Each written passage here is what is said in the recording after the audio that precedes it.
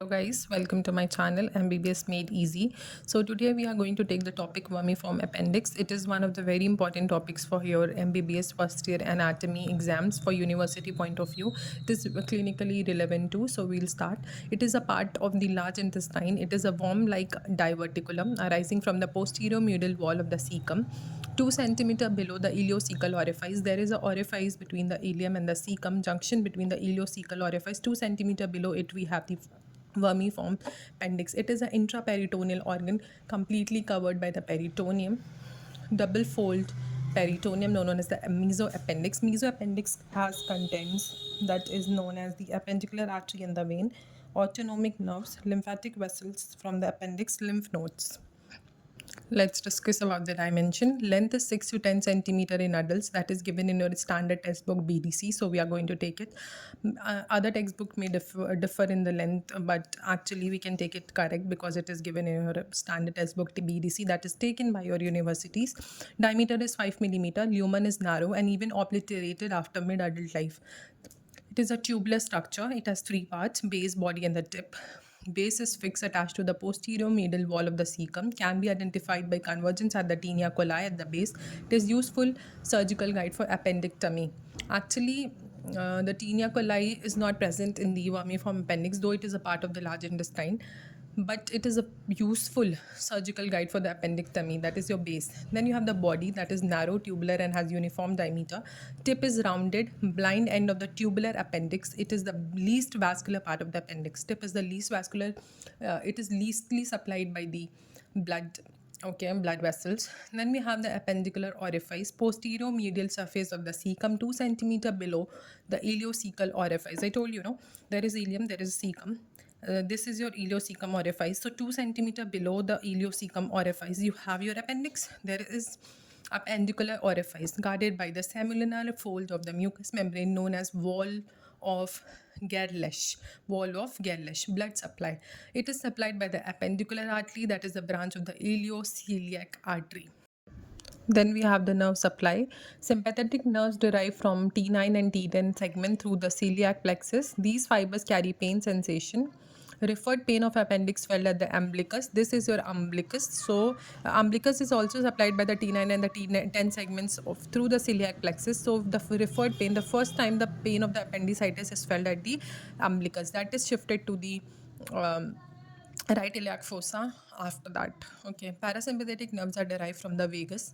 Lymphatic drainage, most of the lymphatic drainage is directly through the ileoceliac nodes, indirectly is by few, that is through the appendicular nodes in the mesoappendix, that is the double fold of the peritoneum. Then we have the Mbbs point, that is very important. We get surface marking also for the anatomy exams for the Mbbs point. So the anatomical, that is very easy. I'll tell you, it is the site of the maximum tenderness in appendicitis. Point at the junction of the lateral 1/3 and the medial 2/3 of the line joining the right anterior superior iliac spine to the umbilicus. So I'll show you one in the diagram itself, so you will better understand what is the Mbbs point. So this is your umbilicus. This is your umbilicus. This is your right anterior superior iliac spine.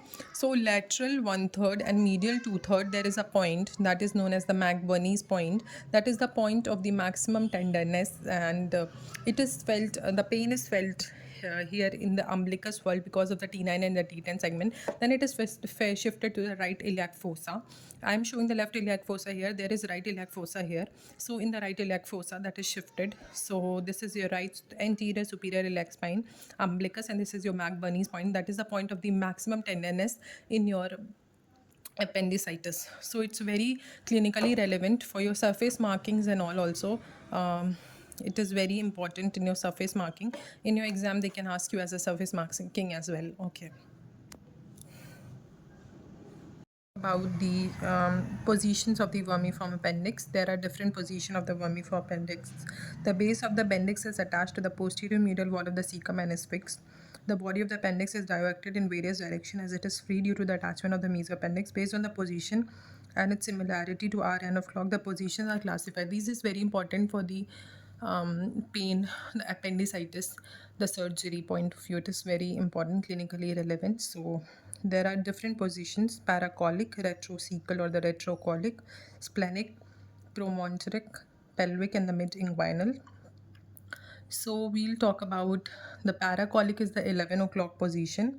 Appendix passes upwards and to the right of the ascending colon. You can see here the paracolic 11 o'clock position. Then we have the retrocecal or the retrocolic 12 o'clock. It is the most common position. Appendix passes upwards behind the cecum and ascending colon. Then we have the splenic, the pre-ileal and the post-ileal 2 o'clock position. Appendix passes upward and medially. It may pass anterior to the terminal part of the ileum, that is the pre-ileal, and it can pass posterior to the terminal part of the ileum, that is known as the post-ileal appendix. When we have the promontoric 3 o'clock position, appendix passes horizontally to the left toward the sacral promontory. Okay. Then we have the pelvic 4 o'clock position. Appendix descend downward and medially. It crosses pelvic brim to enter the true pelvis. It entered into the true pelvis. Then we have the mid-inguinal or the subcecal 6 o'clock position. Appendix lies below the cecum, passes vertically downwards and points toward the mid-inguinal point. Okay, so here mid-inguinal point. Then we have the retrocecal or the retrocolic, that is a 65% 12 o'clock position. Then have the paracolic, that is 2% 11 o'clock position. Splenic is the pre-ileal and the post-ileal 2 o'clock position. 1% is the pre-ileal and the post-ileal is 0.4%. Promontoric is the 3 o'clock position, less than 1%. Pelvic is the second most common position, that is the 31% individual 4 o'clock position. Mid-inguinal 6 o'clock position, 2% individual have it. We'll talk about the most dangerous position of the vermiform appendix, that is the splenic, that the pre-ileal position. It is pre-ileal 2 o'clock position of the appendix is the most dangerous, because in this position infection from the appendix may spread to the general peritoneal cavity. We'll be talking about the clinical, that is very important for you for fetching your marks, extra marks. If you are getting 4, you'll get a 5 or a 6 if you're writing the clinical, because clinically everything is very relevant, and nowadays they more focus on the clinical aspects of everything. So you need to mention, you must mention 2 or 3 of the clinicals, or one also if you're not knowing remembering any of it. So you can simply write appendicitis, that is the inflammation of the appendix. The symptoms includes the vomiting, right lower abdominal pain, nausea, fever, and first initially the pain will be felt around the umbilicus. I told you the first pain will be felt around the umbilicus because what I told you, because T9 and T10 segments are supplying. Then it will be shifted to the and localized to the right iliac fossa. Then if some clinical examination will be done, like the Mbbs point tenderness, then the SOS test, obturator test, Rossing's test.